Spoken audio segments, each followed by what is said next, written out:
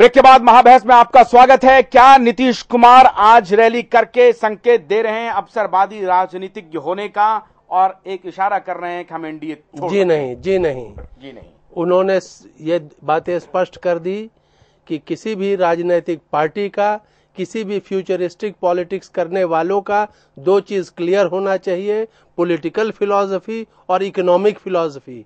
Political philosophy उनके विरोधियों के पिट चुकी है, अब अर्थशास्त्रीय फिलॉसफी पे बहस खड़ी है और दिस विकास मॉडल या वो विकास मॉडल अभी बहस चलेगी। विकास मॉडल पर कल भी चर्चा करेंगे। नवनीत जी, क्या नीतीश कुमार अवसरवादी राजनीति कर रहे हैं?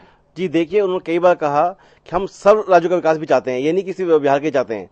और 2014 को जो निशाना लेकर अपने सबसे बड़े अलाय को छोड़ रहे हैं, आप कह रहे हैं कि सब जी देखिए, बिहार का जो जेडीयू का जो रिप्रेजेंटेशन है पार्लियामेंट के अंदर, वो किसी और यूपी की समाजवादी पार्टी या बीएसपी से या ममता बनर्जी से किसी कम नहीं है। राजनीति नहीं कर रहे हैं आप, ये कह रहे हैं? नहीं, आंकड़े देखिए। नहीं, आप अवसरवादी राजनीति कर रहे हैं या नहीं कर रहे? उनके पास हम आंकड़े हम जानते हैं। नवनीत जी, आप हमें ये बताइए कि क्या नीतीश कुमार ये रैली करके अवसरवादी राजनीति का संकेत दे रहे हैं? नहीं, वो अपने हक में जो है आवाज उठा रहे हैं। अजय जी देखिए, कसाना साहब से ये सवाल जो आप पूछ रहे थे उचित नहीं था। हाँ। नीतीश कुमार बड़ी परिपक्व राजनीतिज्ञ हैं।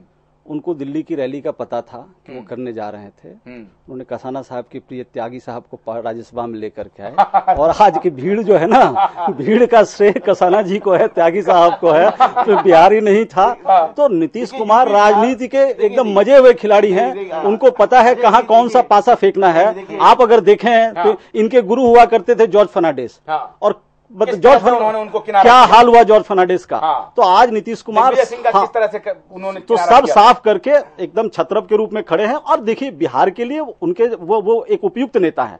पर आज जिस तरीके से कांग्रेस की तरफ वो डोरे डाल रहे हैं ना, ये बड़ा अटपटा सा लग रहा है। ठीक है, क्योंकि आप दलितों की, गरीबों की बात करते हुए कांग्रेस की झोली में जाके बैठे।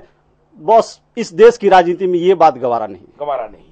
नवीन जी, मुझे लगता है नीतीश कुमार आज इस रैली से अपने पॉलिटिकल ऑप्शंस को क्लियर कर रहे हैं और उन्होंने कहा कि ही जब अगर वो चुनाव जीतेंगे अच्छे नंबर से। ये मर्यादित शब्दों का इस्तेमाल कर रहे हैं, अवसरवादी का इस्तेमाल करेंगे? नहीं, पॉलिटिकल ऑप्शंस क्लियर करना हर राजनीतिक पार्टी का अपना हक है।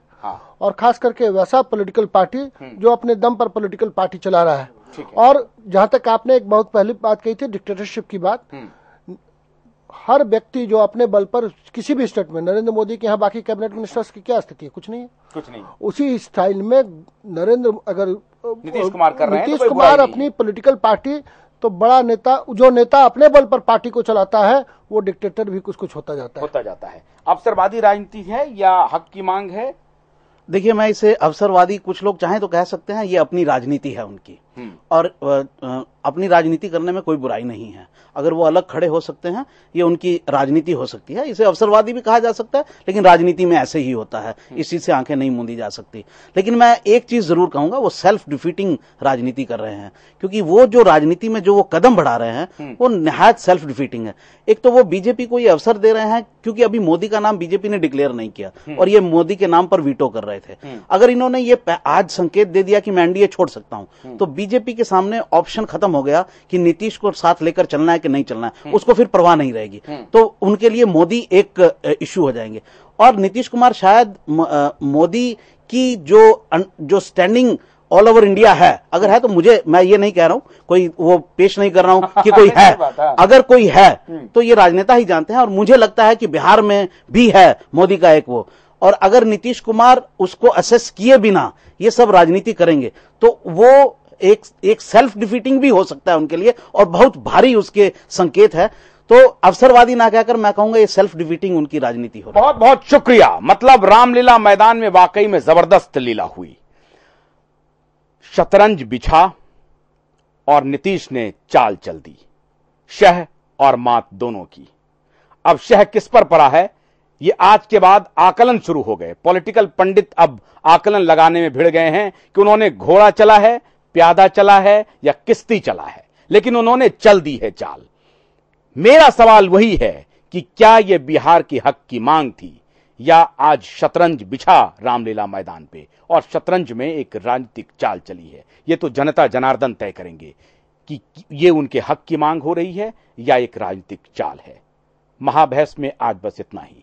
कल विशेष मुद्दे के साथ हाजिर होंगे। आप सभी मेहमानों का बहुत बहुत शुक्रिया। आशुतोष कन्नत दीजिए नमस्कार।